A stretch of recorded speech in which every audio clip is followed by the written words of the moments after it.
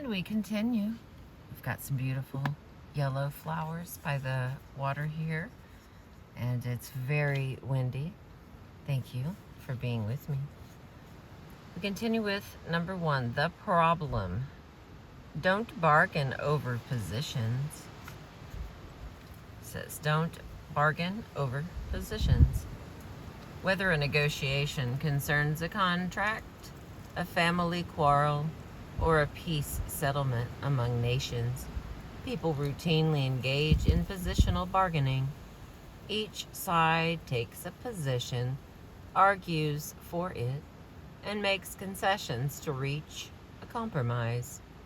The classic example of this negotiating minute is the haggling that takes place between a customer and the proprietor of a second-hand store.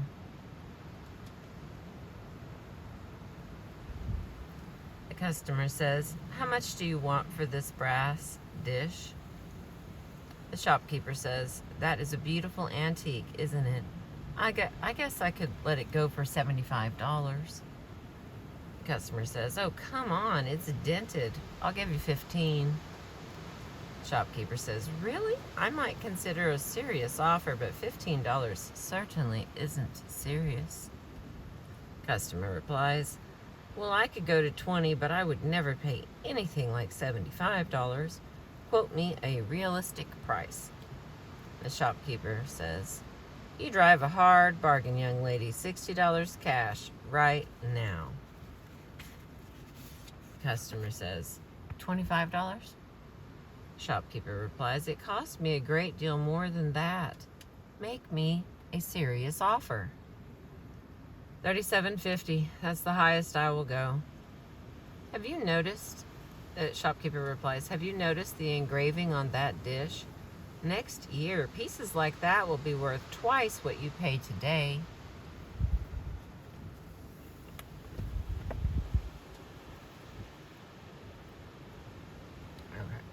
And so it goes on and on. Perhaps they will reach agreement, perhaps not. Any method of negotiation may be fairly judged by 3 criteria. It should produce a wise agreement, if agreement is possible. It should be efficient, and it should improve or at least not damage the relationship between the parties. A wise agreement can be defined as one that meets the legitimate interests of each side to the extent possible, resolves conflicting interest fairly, is durable, and takes community interests into account. The most common form of negotiation, illustrated by the above example, depends upon successively taking and then giving up a sequence of positions. Taking positions, as the customer and storekeeper do, serves some useful purposes in a negotiation. It tells the other side what you want. It provides an anchor in an uncertain and pressured situation. And it can eventually produce the terms of an acceptable agreement. But those purposes can be served in other ways. And positional bargaining fails to meet the basic criteria of producing a wise agreement efficiently and amicably. Excuse me. It's still beautiful out there.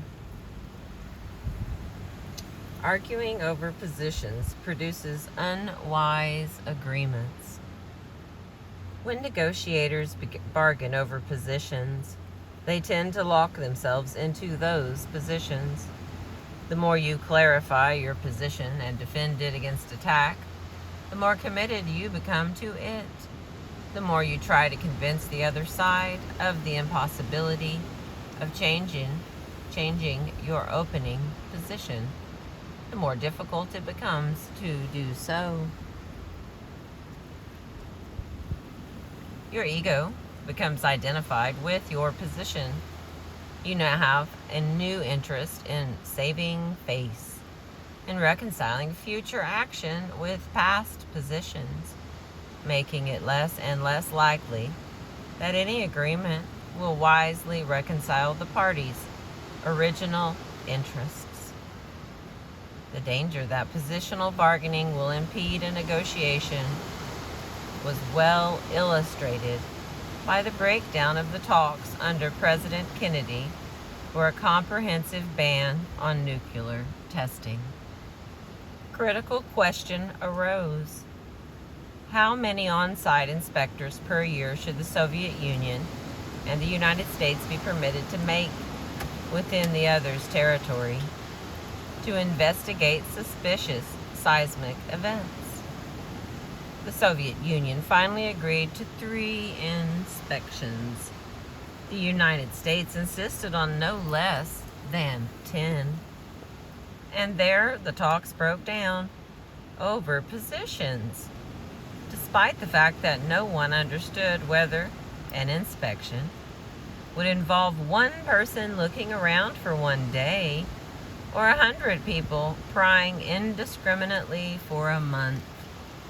The parties had made little attempt to design an inspection procedure that would reconcile the United States' interest in verification with the desire of both countries for minimal intrusion. As more attention is paid to positions, less attention is devoted to meeting the underlying concerns of the parties. Agreement becomes less likely. Any agreement reached may reflect a mechanical splitting of the difference between final positions rather than a solution carefully crafted to meet the legitimate interests of the parties.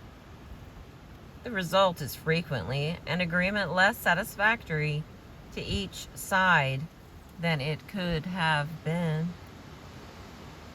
Arguing over positions is inefficient. The standard method of negotiation may produce either agreement, as with the price of a brass dish, or break down, as with the number of on-site inspections. In either event, the process takes a lot of time. Bargaining over positions creates incentives that stall settlement. In positional bargaining, you try to improve the chance that any settlement reached is favorable to you by starting with an extreme position, by stubbornly holding to it, by deceiving the other party as to your true views, and by making small concessions only as necessary to keep the negotiation going. The same is true for the other side. Each of those factors tend to interfere with reaching a settlement promptly. The more extreme the opening positions and the smaller the concessions, the more time and effort it will take to discover whether or not agreement is possible.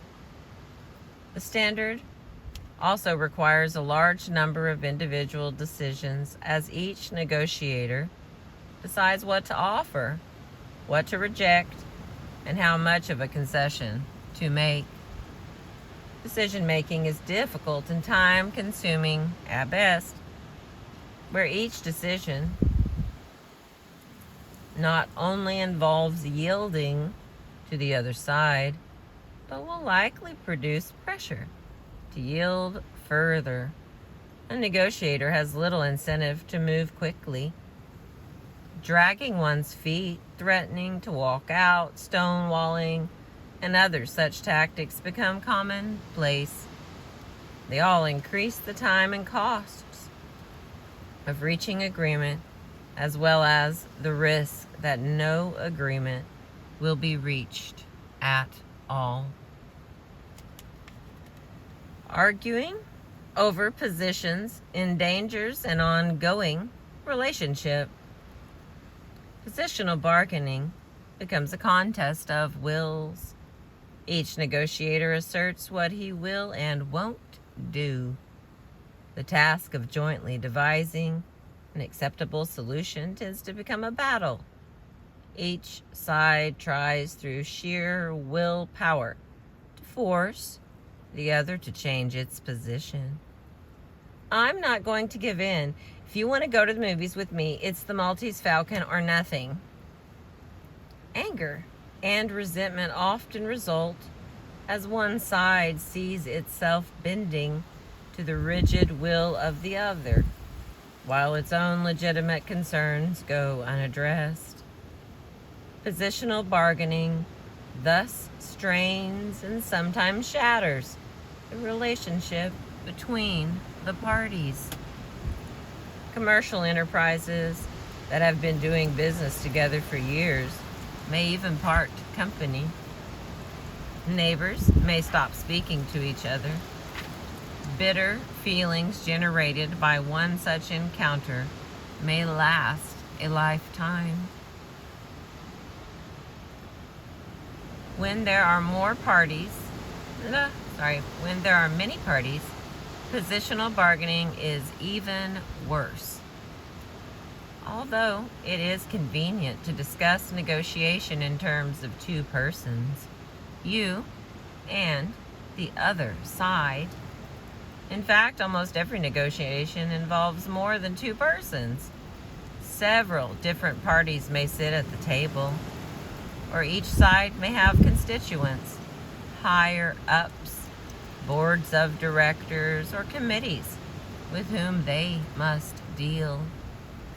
The more people involved in a negotiation, the more serious the drawbacks to positional bargaining.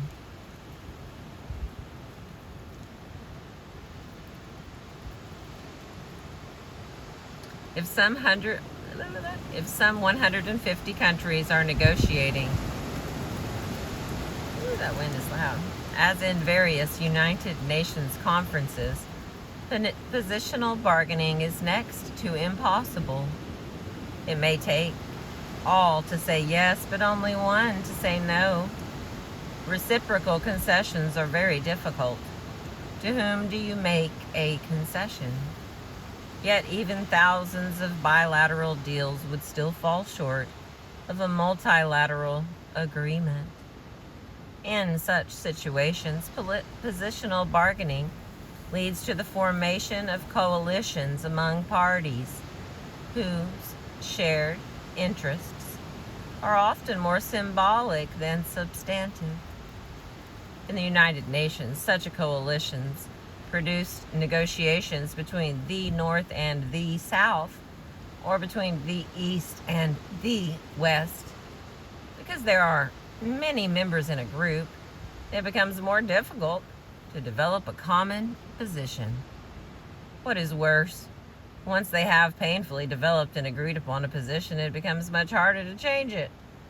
Altering a position proves equally difficult when additional participants are higher authorities who, while absent from the table, must nevertheless give their approval. We're on page 7. Being nice is no answer.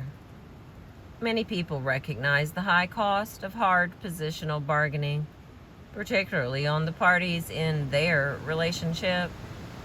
They hope to avoid them by following a more gentle style of negotiation.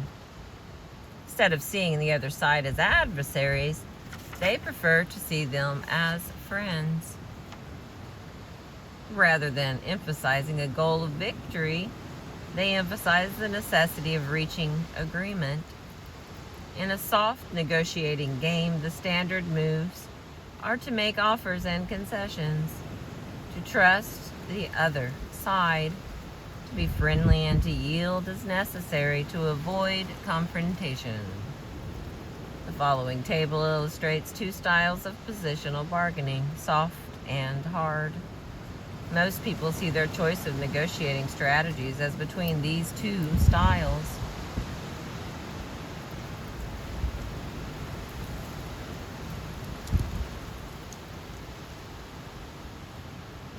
looking at the table as presenting a choice. Should you be a soft or a hard positional bargainer? Or should you perhaps follow a strategy somewhere in between? The soft negotiating game emphasizes the importance of building and maintaining a relationship. Within families and among friends, much negotiation takes place in this way. The process tends to be efficient, at least to the extent of producing results quickly, as each party competes with the other in being more generous and more forthcoming. An agreement becomes highly likely, but it may not be a wise one. The results may not be as tragic as in the O. Henry story about an impoverished couple in which the loving wife sells her hair in order to buy a handsome chain for her husband's watch, and the unknowing husband sells his watch in order to buy beautiful combs for his wife's hair. However, any negotiation primarily concerned with the relationship runs the risk of producing a sloppy agreement. More seriously, pursuing a soft and friendly form of positional bargaining makes you vulnerable to someone who plays a hard game of positional bargaining. In positional bargaining, a hard game dominates a soft one.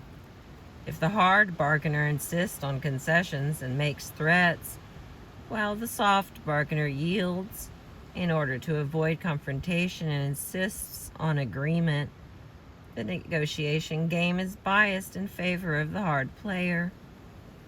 The process will produce an agreement, although it might not be a wise one. It will certainly be more favorable to the hard positional bargainer than to the soft one. If your response to sustained hard positional bargaining is soft positional bargaining, you will probably lose your shirt.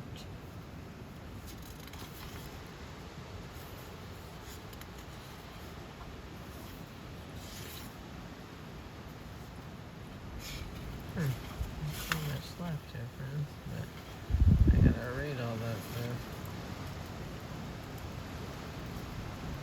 Alright.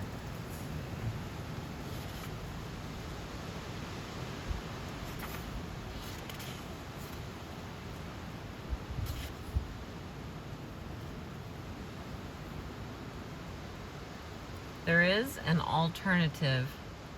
If you do not like the choice between hard and soft positional bargaining, you can change the game. The game of negotiation takes place at two levels. At one level, negotiation addresses the substance. At another, it focuses, usually implicitly, on the procedure for dealing with the substance. First negotiation may concern your salary, the terms of a lease, or a price to be paid. The second negotiation concerns how you will negotiate the question: by soft positional bargaining, by hard positional bargaining, or by some other method. This second negotiation is a game about a game. It's a metagame. Each move you make within a negotiation is not only a move that deals with rent, salary, or other questions. It also helps structure the rules of the game you are playing. Your move may serve to keep the negotiations within an ongoing mode, or it may constitute a game-changing move. This second negotiation, by and large, escapes notice because it seems to occur without conscious decision. Only when dealing with someone from another country, particularly someone with a markedly different cultural background, are you likely to see the necessity of establishing some accepted process for the substantive negotiations. But whether consciously or not, you are negotiating procedural rules with every move you make, even if those moves appear exclusively concerned with substance. The answer to the question of whether to use soft positional bargaining or hard is neither. Change the game. At the Harvard Negotiation Project, we have been developing an alternative to positional bargaining, a method of negotiation explicitly designed to produce wise outcomes efficiently and amicably. This method, called principled negotiation, or negotiation on the merits, can be boiled down to 4 basic points. These 4 points define a straightforward method of negotiation and can be used under almost any circumstances. Each point deals with a basic element of negotiation and suggests what you should do about it. Okay, I'm going to go back a little bit because we got us a little chart here. And it says the problem with positional bargaining and which games should you play. Now, we already read ahead, so we know it's neither, but I'm going to break them down for you. Ooh, that wind is picking up. I have to end it here. Okay, in soft bargaining, we believe participants are friends. The goal is agreement. We make concessions to cultivate the relationship. We be soft on the people and the problem. We trust others. We change our positions easily. We make offers. We disclose our bottom line. We accept one-sided losses to reach agreement. We search for the single answer, the one they will accept. We insist on agreement. We try to avoid a contest of will, and we yield to pressure. Then, if we're doing the hard positional bargaining, participants are adversaries. The goal is victory. Demand concessions as a condition of the relationship. Be hard on the problem and the people. Distrust others. Dig in to your positions. Make threats. Mislead as to your bottom line. Demand one-sided gains as the price of agreement. Search for the single answer, the one you will accept. Insist on your position. Try to win a contest of will and apply pressure. All right, we're almost done here with this first chapter. The 4 points define a straightforward method of negotiation that can be used under almost any circumstance. Each point deals with a basic element of negotiation and suggests what you should do about it. First, people. Separate the people from the problem. Second, interests. Focus on interests, not positions. Third, options. Generate a variety of possibilities before deciding what to do. And the final one is criteria. Insist that the result be based on some objective standard. The first point responds to the fact that human beings are not computers. We are creatures of strong emotions who often have radically different perceptions and have difficulty communicating clearly. Emotions typically become entangled with the objective merits of the problem. Taking positions just makes this worse because people's egos become identified with their positions. Hence, before working on the substantive problem, the people problem should be disentangled from it and dealt with separately. Figuratively, if not literally, the participants should come to see themselves as working side by side, attacking the problem, not each other. Hence the first proposition: separate the people from the problem. The second point is designed to overcome the drawback of focusing on people's stated positions when the object of a negotiation is to satisfy their underlying interests. A negotiating position often obscures what you really want.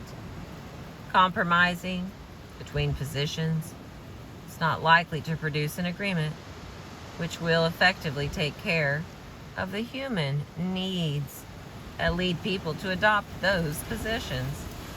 The second basic element of the method is focus on interests, not positions.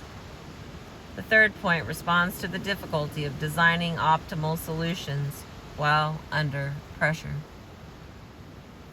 Trying to decide in the presence of an adversary narrows your vision. Having a lot at stake inhibits creativity. So does searching for the one right solution.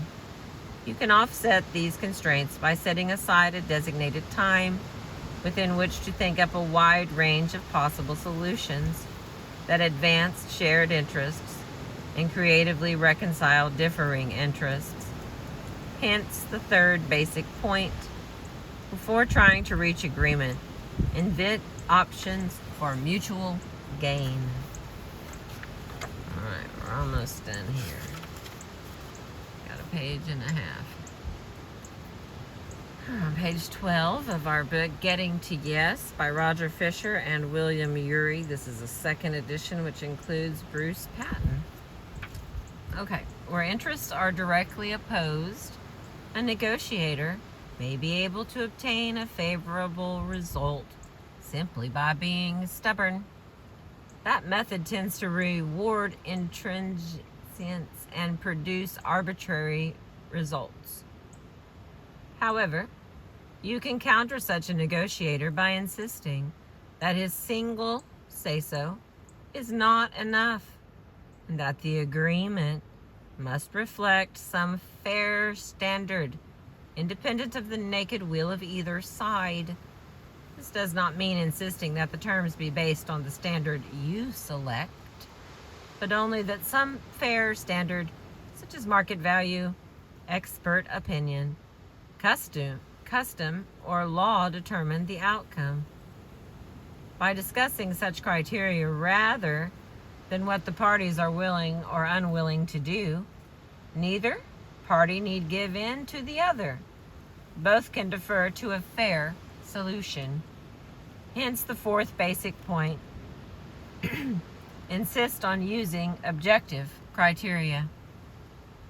The method of principled negotiation is contrasted with hard and soft positional bargaining in the table below, which shows the four basic points of the method in boldface type. The four propositions of principled negotiation are relevant from the time you begin to think about negotiating until the time either an agreement is reached or you decide to break off the effort. That period can be divided into three stages: analysis, planning, and discussion. During the analysis stage, you are simply trying to diagnose the situation, to gather information, organize it, and think about it. You will want to consider the people problems of partisan perceptions, hostile emotions, and unclear communication, as well as to identify your interests and those of the other side. You will want to note options already on the table and identify any criteria already suggested as a basis for agreement. During the planning stage, you deal with the same four elements a second time, both generating ideas and deciding what to do. How do you propose to handle the people problems of your objectives, of your interests, which are most important, and what are some realistic objectives? You will want to generate additional options and additional criteria for deciding among them. Again, during the discussion stage, when the parties communicate back and forth looking toward agreement, the same four elements are the best subjects to discuss. Differences in perception, feelings of frustration and anger, and difficulties in communication can be acknowledged and addressed. Each side should come to understand the interests of the other. Both can then jointly generate options that are mutually advantageous and seek agreement on objective standards for resolving opposed interests. To sum up, in contrast to positional bargaining, the principled negotiation method of focusing on basic interests, mutually satisfying options, and fair standards typically results in a wise agreement The method permits you to reach a gradual consensus on a joint decision efficiently without all the transactional costs of digging into positions only to have to dig yourself out of them. And separating the people from the problem allows you to deal directly and empathetically with other negotiator as a human being, thus making possible an amicable agreement. Each of the next 4 chapters expands on one of these 4 basic points. If at any point you become skeptical, you may want to skip ahead briefly and browse in the final 3 chapters, which respond to questions commonly raised about the method. Alright, now, let's see if we can get this up in here.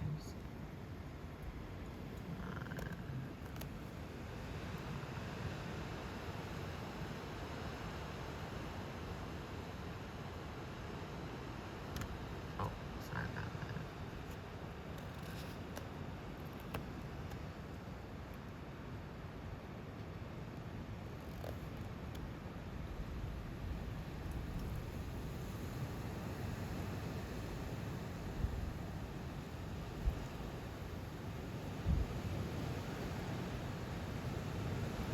You can always pause it if you need to.